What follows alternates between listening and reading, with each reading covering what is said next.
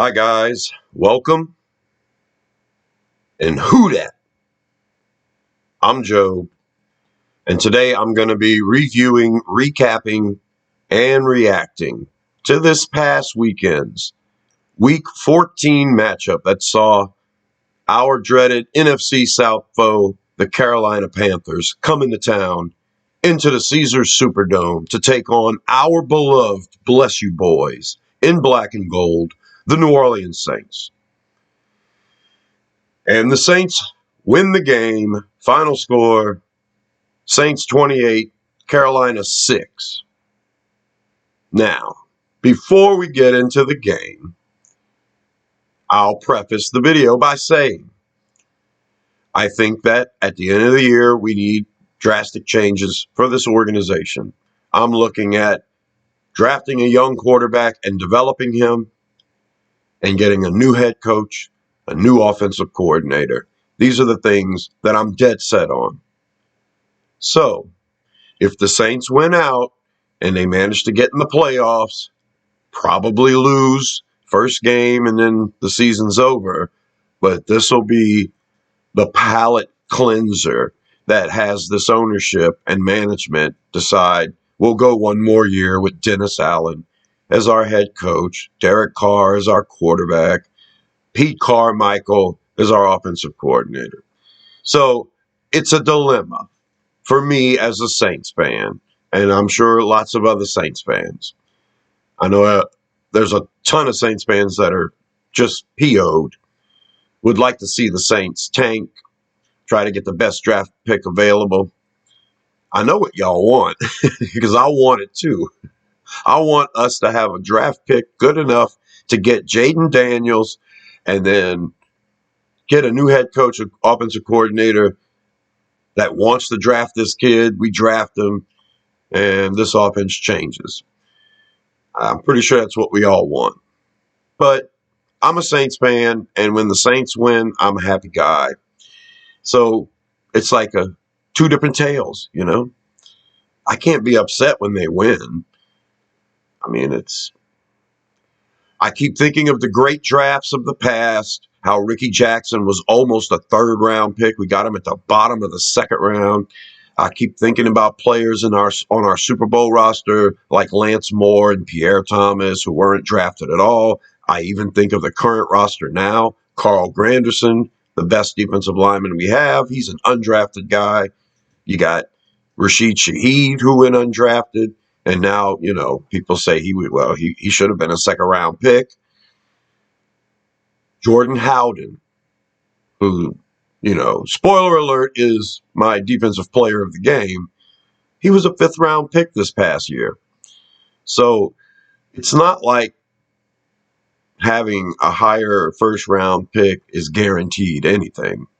You get the players right whenever you pick, and you can feel a competitive team. But I get it. But at the same time, I'm a Saints fan. And if I can't be mad for them winning, especially when they win by a score of 28-6. I mean, I know if you watch the game, this score is not indicative of what happened in the game. But the game's over. The Saints won. And this final score is just going to be a footnote in history for the rest of our lives.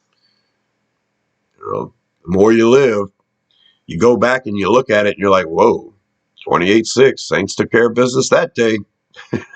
Well, barely.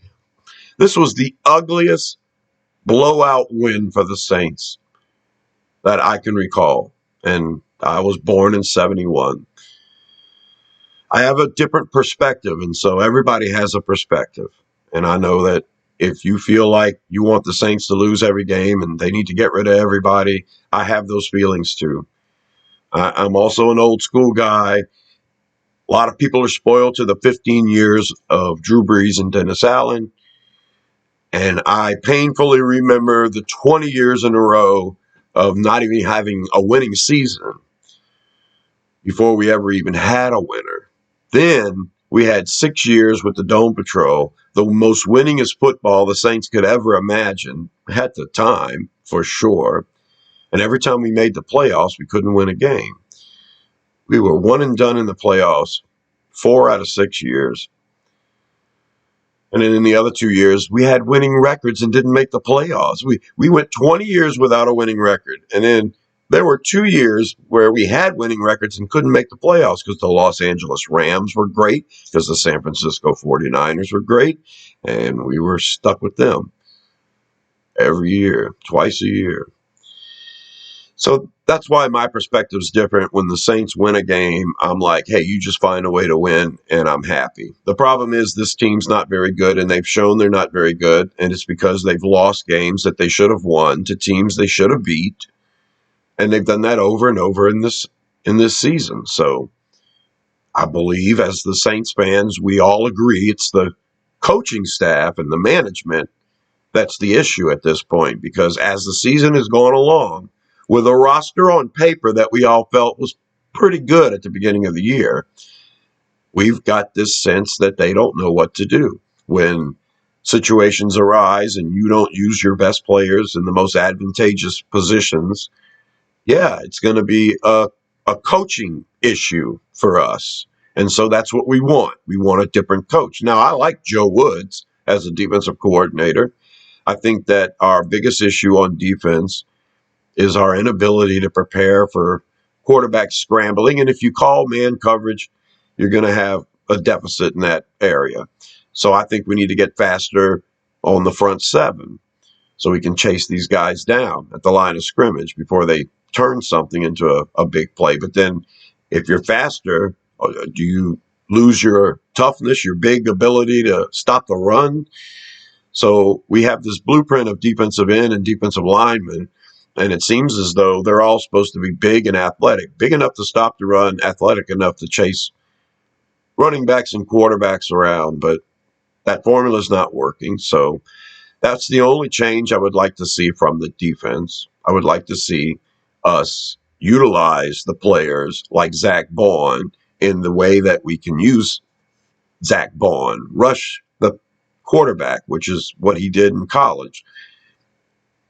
Stuff like that. Like, let's get quicker at linebacker and quicker on defensive end, but let's get a big bodies in the middle of the defensive line. That's the direction I'd like to go. Would Joe Woods do that? I don't know, but I think that it could be coaching as well. I don't know. Todd Grantham's his first year with us, and you've got Carl Granderson, who's playing pretty good. You got Brian Brissy. That seems like he's coming along slowly but surely.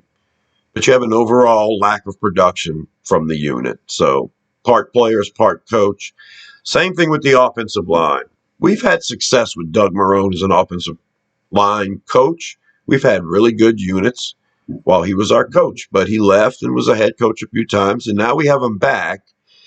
And for the last couple of years, our offensive line has gotten progressively worse. We've dealt with injuries, but we are also witnessing players who played good once not playing well now. Eric McCoy every now and then, Ryan Ramczyk every now and then. Cesar Ruiz got better the first year with Doug Marrone, and now he's gotten worse. He's worse now than he was when he was struggling as a rookie in the first 2-3 years he was on the team. So is it Doug Marrone's fault? It might be. Maybe they're not responding. Maybe he's teaching them stuff and it's getting them in their heads. I don't know.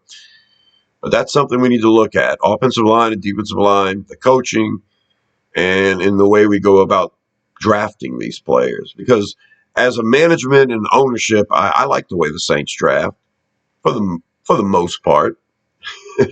I mean, we do really good at rookie free agents for sure, with defensive linemen and running backs and wide receivers. And in the draft, we just can't seem to get defensive line right. And you look at the offensive line, where ideally, when the season started, we wanted 4 first-round picks and a second-round pick as our starters. And look what we have now, a line in shambles. It seems like it's going to take a half a decade to rebuild this offensive line. Well, if you had a bunch of draft picks and you dedicated it to the lines, offense and defense, you could probably find a couple of really good players out of that. Saints don't really have a lot of draft capital to work with this year. I think when it's all said and done with compensatory picks, we might end up with 8 or 9 draft picks, but only 2 of them before the 5th round. So, good luck building a team like that. So that is my preface before I start describing the game, that I'm always going to enjoy a win. The only way that the only way that Dennis Allen can get the fan base back on his side is basically to go to the Super Bowl. At least go to the NFC Championship game. That's the only way you're going to win the fans back at this point. You're going to have to win out, which seems improbable. You're going to have to win not just the first playoff game. You're going to have to go in a divisional round and win as well, because I think if you win the wild card game and then you go in a divisional round and lose, the fan base is still going to feel like, well, yeah, it's because we just weren't good enough. But if you can win 2 playoff games, and this team has a hard time winning 2 games in a row, I'm saying you have to win 4 regular season games and then 2 playoff games. Then you'll probably win a lot of the fan base back, where we're going to be like, okay, they figured it out, they turned it around. Derek Carr's first season in this system, with the Saints at least. So, a lot of players. This team's going through a transition right now. You've got a lot of great veteran players who are getting older, and you have a lot of really young players who are trying to figure it out. And we are leaning on these young players a lot this season, and we're going through some growing pains. That and the lack of production from the stars, and the injury bug hits us. It's tough. That's the only way you're winning us back, Dennis Allen. You got to go on a 6-game winning streak and find ourselves in the NFC Championship game before we decide, okay, maybe we do have a good organization here. Maybe we can give it one more year. Okay. So that's where I'm at. Other than that, yeah, like you lose one of these last 4 games in the regular season, and I'm not changing my opinion about anything. And I still think if you go 4-0 and then lose the first playoff game, I'm going to go right back to, yeah, we need a new head coach. We need a new offensive coordinator. I'm firmly there. All right, now let's talk about the game. How do you beat a team by 3 touchdowns and only get 200 yards of offense? How do you beat... No, Miko. My cats are very curious right now. I have 12 cats. I'm crazy, I know, but I love all of my babies, and one dog that loves them too. Okay, so how do you do this? You need a special teams touchdown. Yeah. You need an opponent. You need to play an opponent that's pretty bad, that does a lot of bad things, makes a lot of bad choices. So we got that too. You need to win the turnover battle. That's about all that I could think of that went right for this team in this game. The defense gave up a ton of rushing yards, but they clamped down in the red zone, and they only allow 6 points. So the Saints, for most of this year, I was hoping that their point totals would be anything over 20 points. If this team could get 24 points, I felt like we were in a good spot. I wanted to win every game 24-20. I thought that was our path to success. So we get 28 points. Yeah, we have a special teams touchdown, but still the offense manages 3 touchdowns, 21 points. And for half of this year, I felt like this offense might not be capable of getting 20 points. So with all of that glossiness being said, it was awful to watch this team flounder around against, which is, probably the worst team in the league in Carolina. Watch our Saints flounder around and somehow win the game. So we're going to pull up the stats and get these out of the way. Quarterback Derek Carr. Before I get into the stats, the Saints are going into this game undermanned once again. No Michael Thomas, no Rashid Shaheed, no Taysom Hill. And I would say that no Taysom Hill is probably the guarantee of a loss, if anything. And of course, no Marshawn Lattimore, no Marcus May. So we went in undermanned again. And Carolina was relatively healthy. But optics, right? The Saints could have won this game 45-0, and it wouldn't have changed anybody's mind about the team, I feel. Because everyone's reflexively saying, this is the worst team. Carolina's the worst team. You have to beat this team. So they went out there and they played like garbage and still won by 3 touchdowns. Derek Carr, 18 of 26, 119 yards. He infamously had 37 passing yards after 3 quarters. And you're going to tell me he's not injured? No, he's injured. And he's out there and he's trying to play quarterback. And he's been hurt 3 times now severely. And he's talking about broken ribs that he's playing with. And yeah, he probably got one broken, and every time he got injured, he got a broken rib against Green Bay. He got a broken rib against Minnesota. He got a broken rib last week. Yeah, guy's limping around. Hopefully, he's not limited by these injuries next week as much as he was this week, because he was. Your overall completion percentage is really good. 2 touchdowns. What can you say? 2 red zone touchdowns. I mean, I needed Derek Carr to be better in the red zone, and he was. And an interception, an ugly interception. Drew Brees has done that before, too. Throw it straight to the defensive tackle, and he catches it. So, Carr has an issue behind this offensive line. He's getting beat up this year, and he doesn't like it. And there was a big argument between Derek Carr and Eric McCoy coming off the field in the 3rd quarter. The only time Carr got sacked, as a matter of fact.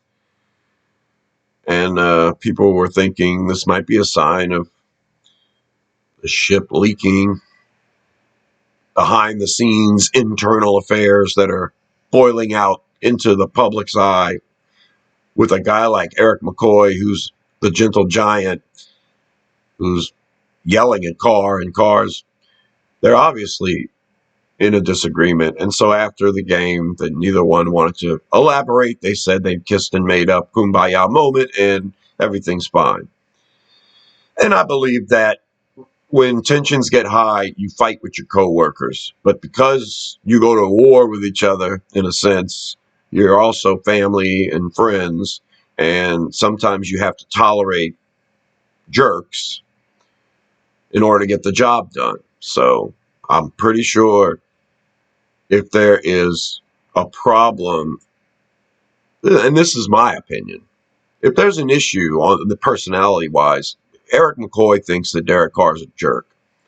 I think a lot of people might think he's a jerk. We've seen him blow up a bunch of times. And, his press conferences are always, yeah, you're saying the right things and you're hiding things and you're honest enough to admit you're a liar and all this stuff. So seems like a decent guy, but as a competitor, I think he needs a lot of help.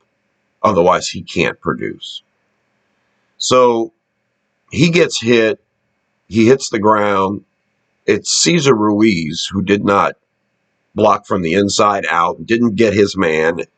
He got beat. Remember when Drew Brees broke 17 ribs and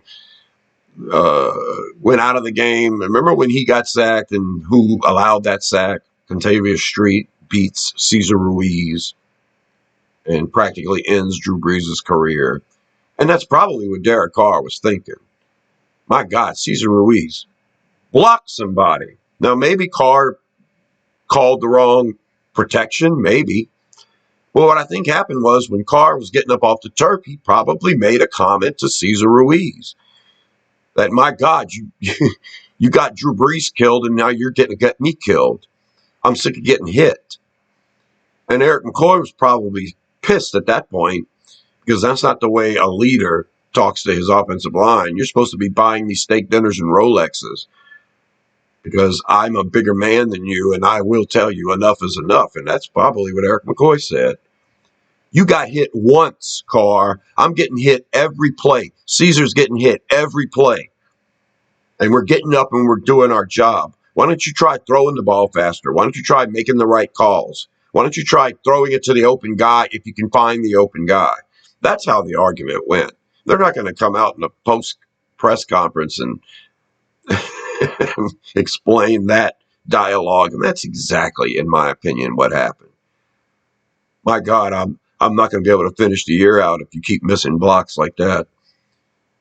Oh, you got hit. Boo hoo. I'm getting hit all the time.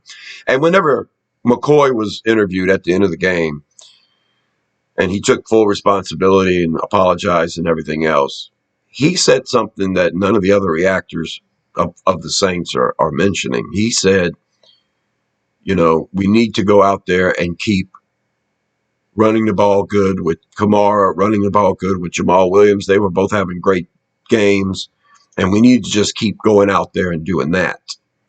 Now, that's what McCoy said in response. It's part of the response to this argument. It was 3rd down and 2, and we put Carr in shotgun. Now, I know they might have an 8-man front right now, and if they do, you should be able to pass the ball against that. But if they do, and your tendency now, even though you're having success running the ball, is to lay off on the run, then there's a chance you're going to get your quarterback killed. There's a chance that both players on the field, all of the players on the field, are pissed. Where's Colin Saunders? Where's the fullback? Where's the running game that's been working so well? Why aren't you doing that? It's an 8-man front. Okay. Play action pass would be nice. The biggest play of the game was the 44-yard pass to A.T. Perry, and it was a play action pass. It doesn't take a genius. So anyway, as far as the argument goes, there's a lot to be said about tensions boiling over. When it's 3rd and 2, and Eric McCoy obviously wants to power man run, and you got injured Derek Carr who can't perform today, making the wrong calls and not getting rid of the ball fast enough, and overall it's just a bad play call. You got to do something. If you don't want to run because you're afraid of an 8-man box, you have to at least play action. You put the man in shotgun. You put it all on the shoulders of the injured quarterback. All right, let's pull up the stats again. I can't get rid of these rants. You win 28-6, but you look like garbage. Running the ball, Alvin Kamara, 12 carries, 56 yards. That's 4.7 yards a carry. He had a rushing touchdown. I think that Kamara getting 15 carries is pretty much right around where I want to be. So he had 12 carries. Jamal Williams had 11 carries, his season high, I think, for 43 yards. Certainly his highest yards per carry average this year at 3.9. Williams was feeling it for a couple of runs there. And Jameis Winston came in at the end of the game to take 2 kneel downs. So he's credited with -2 rushing yards. At one point during the game, the crowd was chanting for Jameis Winston. And I think that was Dennis Allen's way of saying, okay, I put Winston in the game. He's going to kneel on the ball and the game's over. It is what it is. So running the ball overall, 25 carries, 97 yards. That's 3.9 yards a carry with a rushing touchdown. That's pretty good for the Saints. 25 rushes, 26 passes. So you had balance. But the passing game wasn't working that well. The running game was. So this is an instance where I would assume you'd be a little off balance on your average and be running the ball slightly more than passing. I think Carr should have had maybe 22 passes in this game. We should have had 4 more carries for Kamara, for Williams, maybe Lynn Bowden, in the round or something like that. Remember when Chris Olave lined up in the backfield and then did those mismatch routes? You do that with Lynn Bowden. I thought we were practicing that this week. I thought Lynn Bowden was going to take the Taysom Hill role a bit. Lynn Bowden was a quarterback in college as well. So, yeah, I thought we were going to see something. But this game was extremely close, 14-6 going into the fourth quarter. And Carolina had missed a couple of golden opportunities. They missed a field goal, which would have made it 14-9. And Paulson Adebo probably had the play of the game when he comes from all the way across the field to make a tackle on Miles Sanders, who had broke a 40-something yard run. Adebo gets Sanders out of bounds at the 1 yard line, and the Saints have a goal line stance at that point and hold Carolina to 3 points. And at that point, it was 14. It would have been it made the score 14-6. Could have been 14-10 had Adebo not made that play. In this game would have been a lot different. So I got to give kudos to Paulson Adebo. In my opinion, the play of the game. And that was the kind of effort play that, look, if you just make one stop, then maybe you get a goal line stand.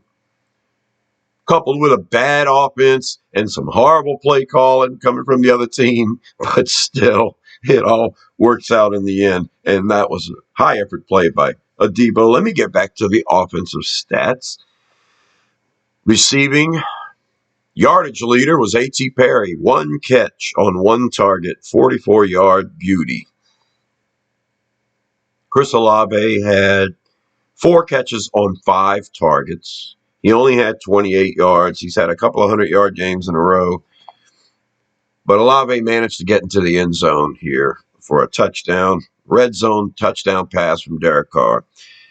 So not bad. Olave, not a lot of yards here, but there wasn't a lot going on from the quarterback position in this game. His completion percentage was fine. The Panthers, and I might add the Buccaneers as well, they have a way of playing pass defense against the Saints, and it makes our offense struggle. So Lynn Bowden Jr. was targeted 4 times. He caught all 4 of them for 24 yards. Tight end Jimmy Graham, the offensive player of the game, finally gets in the game, gets in the red zone. He had 2 catches on 2 targets, 16 yards and a touchdown. The touchdown was a beaut. And the other catch was a catch that no other player in the NFL can make. No other player at 6'7" can go up there and grab that ball like that, double covered, and come down with it. Jimmy Graham's good as gold when it comes to that kind of a play. Seems like you'd want to use him a lot more. That's all I'm saying. He doesn't look like a 36-year-old man. No, you don't want him lining up a tight end and going 80 yards down the field. But on 3rd down, but in the red zone, but every now and then, you could give your quarterback some help. Player of the game, Jimmy Graham. Tight end Foster Moreau was targeted twice, and he caught both of them for 8 yards. And the biggest shock, Alvin Kamara, targeted 5 times. He caught 3 balls and lost yardage for a total of -11. This was something the Panthers were preparing for. They were going to take away the deep pass, give you that shell coverage or whatever, and then they were going to focus on Alvin Kamara catching the ball short. And it seemed to work. We dinked and dunked for some decent completion percentage and good production in the red zone, but other than that, not a lot of yards once we got away from the run. So offensively, yeah, player of the game, tight end Jimmy Graham. I'm also going to give a big shout out to A.T. Perry for that incredible catch. Alvin Kamara, who was solid on the ground, 4.7 per pop. And yeah, I believe when they had Kamara covered the way he was, trying to get the ball at the line of scrimmage to Kamara, we should have been calling different plays. He should have been running some sort of option routes, and he should have at least been 5 yards down the field when he caught the ball. If you're losing yards, getting the ball to Kamara. But Kamara's still a very good player.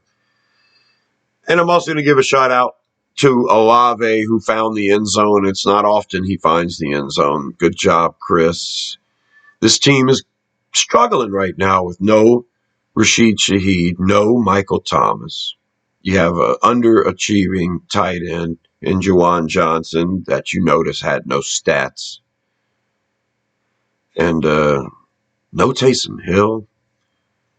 So you go out there and you do what you can with Lynn Bowden and A.T. Perry. Keith Kirkwood wasn't targeted. He didn't have a catch. But A.T. Perry made a big play, so kudos. All right, let's pull up the defensive stats. And this is where you can't really have many complaints. What's the matter, pup? I think my son's home. Hold on. Okay, so defensively, we allow way too many yards on the ground, of course, again. But Carolina is a train wreck when it comes to their passing offense, their offensive line, and pass protection, and their quarterback. Just a train wreck. So it took some pressure packages, but we were warned ahead of time that all we had to do was show up and we could get 4 sacks against this team, and we did. We managed 4 sacks, but it took some pressure packages. And giving up all those yards on the ground, when you know Carolina and Atlanta and Detroit, you know, all these teams that had success on the ground, you knew they were going to run, and they ran, and they were able to do it. And so we have issues on the defensive line. What is it going to take? It's probably going to take getting big at defensive tackle and getting better on the edges. So, yeah, it's tough. It's tough. But when it's all said and done, we allow 3 points and only 100 yards passing. So, defensive stats. Jordan Howden, safety player of the game, in my opinion. He had an incredible day. 10 total tackles. He had a sack, a forced fumble, and he also had a pass defensed. Jordan Howden played lights out as a 5th-round rookie. I mean, who needs Marcus May when we're going to get this kind of production from Jordan Howden? Player of the game, and right next to him, it was basically a tie for player of the game. On defense, linebacker Demario Davis, 8 total tackles, a sack and a half, a tackle for a loss on top of that, 3 quarterback hits, and a pass defense. Demario Davis played one of his best games this year, probably his best game. I don't know, man, if Davis is going to keep playing like this. You know, you didn't really see the lack of speed, but I'm sure he was blocked up on a few of those run plays. Safety Tyrann Mathieu had another good day, 6 total tackles and a pass defense. Colin Saunders had 6 total tackles. Nathan Shepard had 6 total tackles, a half sack, and a quarterback hit. Alontae Taylor, 6 total tackles and 2 passes defense. Those tackles were hard, sticking tackles, and Taylor was a man possessed, and he loves laying the wood on people. And he also gets involved with 2 pass breakups. Excellent day from Alontae Taylor. Cornerback Paulson Adebo, 5 total tackles. And I tell you, this secondary did so good in this game. And you should against a quarterback like that, and a depleted wide receiving core, and, you know, a tight end room that was not happening for the Panthers today. So, but Adebo with the play of the game, making that tackle at the 1-yard line, saves a touchdown and keeps this game a rout. Oh, man. Defensive end Carl Granderson, a great day. 5 total tackles, a sack, a tackle for a loss, a quarterback hit. He needed to have a good day. He had a good day. Defensive back Lonnie Johnson, 3 total tackles. Cam Jordan on a pitch count again has 2 total tackles. And his partner in crime, K-Pass, also has 2 total tackles. Safety J.T. Gray had 2 total tackles. Zach Bond had 2 total tackles, including a tackle for a loss and a quarterback hit. He almost had a sack. We're utilizing Bond as a pass rusher now. He's looking okay in that role. Linebacker Pete Warner comes back and plays. He manages 2 total tackles, and he had the fumble recovery, the fumble that was forced by Jordan Howden. Isaac Yiadom, once again, incredible day. 3 passes defensed to go along with 2 total tackles. Yiadom is a player possessed right now. He is way too good to be our 4th cornerback. We signed him to a 1-year, $1 million deal. So now that the trade deadline's over, there's no way we can get anything of trade value from him. His contract going to be up after this year. So if we're gonna retain Yiadom, he's going to cost a lot more than our 4th cornerback. So that's something to look forward to with curiosity, right? I mean, I want to keep Yiadom. I think he's a really solid number 4. Every time he gets in the game, he does well. He's an exceptional gunner on special teams.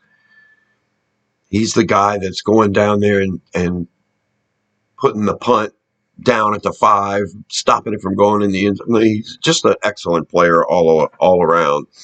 I'm not sure what the price is because I know there are cornerback deficient teams out there who are going to look at this film, like I've heard it said this week, and I said it weeks ago. They're going to look at this film and be like, man, Yiadom can cover. They're barely throwing to him because he's doing such a good job in Lattimore's place. So you get Lattimore and Paulson Adebo, Alante Taylor, and Isaac Yiadom. I think you're set at secondary cornerback for a while. It's interesting. We'll see what happens. He's playing himself into a big contract. Not top cornerback tier contract, but a hell of a lot more money than $1 million a year. And the last 2 players I'm going to mention on defense, Nephi Sewell and DeMarco Jackson, both of them had a special teams tackle, or a tackle each. But Sewell is credited with a forced fumble, and Jackson is credited with a fumble recovery and a touchdown. They were in punt formation, and we all saw it. It was a blocked punt by Sewell that was recovered by Jackson for a touchdown. But when you look at the replay, the punter throws the ball up, and Sewell hits the ball before it ever strikes the punter's foot. So they are considering that a fumble by the punter from the punt formation. The punter ends up swinging through and kicking Sewell in the head. And their punter got hurt on that play. And from that play on, the Panthers had no other option but to go for it on 4th down. This is another advantage Saints in this instance. The Panthers were credited with going for it on 4th down 7 times, but I only counted 6. And you have to count this blocked punt as one of the 4th down attempts because it has been credited as a forced fumble by Sewell and a fumble recovery by Jackson. I guess that's better than saying it was an incomplete pass, right? Well, wouldn't that have been just about right for the Saints? So great play by Sewell and Jackson. And that was the other play of the day. You can't forget about Jimmy Graham's incredible catch. But, the 2 plays of the day are Paulson Adebo coming from the other side of the field to tackle a short touchdown, tackle the guy at the 1, and then the defense holding up after that and forcing a field goal. And then this. Blocked punt / forced fumble recovery for a touchdown. Having that 14 points going into the halftime, being up 14-3, you felt like you were in control. 14-6 after that great play by Adebo. And then the Panthers got close again, but missed a field goal. And like I said, they're going for it on 4th down every time after that. the Saints managed to get 2 late touchdowns, and you have to credit where credit is due. We got in the red zone, we scored, we made it a blowout in the end because the defense clamped down. They were playing a bad opponent who was shooting themselves in the foot, and the Saints win. The Saints win going away in a game that they probably shouldn't have won. These other numbers are pretty horrible. On third down, Panthers were 8 of 20. 10 of 20 is 50%, and that would be awful. 8 of 20 is not great. Having those 20 third down attempts, and that shows you how tough the defense was playing and forced them into that many third downs. The Saints were awful on third down. We were only 3 of 10. Got to be way better than that. Like I say, on fourth down, they're credited of having 1 out of 7.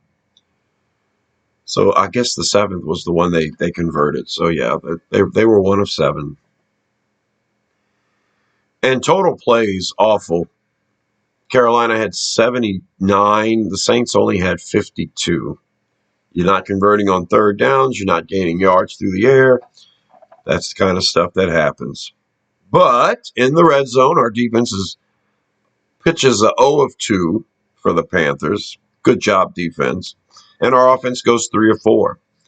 And the one time we didn't get a touchdown, Blake Groupie misses another minus 30-yard field goal. I don't know where that ball was going. I don't care if the strings are pointed at you or not. It's shorter than an extra point, and the goalpost is in front of you, not way over here where that kick ended up going. I don't know what the heck that was. That was the first time that he's kicked the ball that I thought, well, maybe he isn't that good. Because I thought he was pretty solid. He's missing some kicks. He's a rookie. Give him a chance. But that's inexcusable, that one. So we miss a field goal, but they miss a field goal too. So total yards, the Saints, 207 total yards. Just awful. That's losing football. The defense allows 303 total yards. That's pretty good. That's right around where I expect our defense to be. So I have touched on everything that I have written down. That is the way it is. Last week, we would have been drafting with the 9th overall pick. Now, if the draft were today, we'd be drafting with the 12th overall pick. The Saints continue to be pesky winners, but they're only winning every now and then. So for those of you who expect us to lose, we probably will. And for those optimists who think that this team can actually do something in the postseason, I don't see it happening. I look at the team on paper and I see what our defense is capable of doing and what our offense is capable of doing, the most positive extremes. And then, we could. We could play an ugly game like this and still beat a good team if our secondary is going to play that well, if we're going to get the help of either a defensive touchdown or a special teams touchdown. If the team we're playing makes bad choices and has an exceptionally bad day, which is, possible for any team. Yeah, it's possible. But I feel you. I kind of want things to go bad so we can guarantee the change is necessary. I feel you. But I'm not gonna feel bad about a win. If this team goes undefeated and we make the playoffs, I'm not gonna feel bad about it. I've learned my lesson a long time ago. I used to wear my heart on my sleeve for this team. And that all died in 1992. I'm an old guy. That died in 1992 when we were winning that playoff game 20-7 at halftime, and we lose 36-20 to the Eagles. That was it. I was never, ever going to wear my heart on my sleeve for my team again. Now, I still hurt. I'm still a diehard, and I'm as big of a Saints fan as you'll ever meet. But I'm not going to let it kill me. I'm not going to let it hurt me. I've accepted this team is not that good this year, and I'm going to take the wins, and quite honestly, I think the entire league is full of ugly teams this year. I think when teams like the Chiefs and the Bills are struggling to have winning records, when you have a quarterback like Justin Herbert that just, to me, just does not look very good right now, you just never know. When you have teams like Miami losing games they should win, when they're supposed to be dominant, San Francisco laying an egg every now and then, you just never know. So, could this team win a playoff game? Maybe. I'm not going to look down on wins. I'm going to take every victory as a good thing. And yeah, if we all live long enough to turn back the page and look on this season, whether we're winners or losers, we're going to point at this 28-6 victory and we're going to say, well, there's a game that the Saints found a way to win. I'm Joe. Subscribe to Rosenpill 10 for more videos like this. I will be doing a preview of the upcoming Week 15 matchup between the New York Giants and our beloved Bless You Boys in black and gold. And that video will come out on Thursday. So subscribe, stay tuned, and until then, I'll talk to you later. Who dat?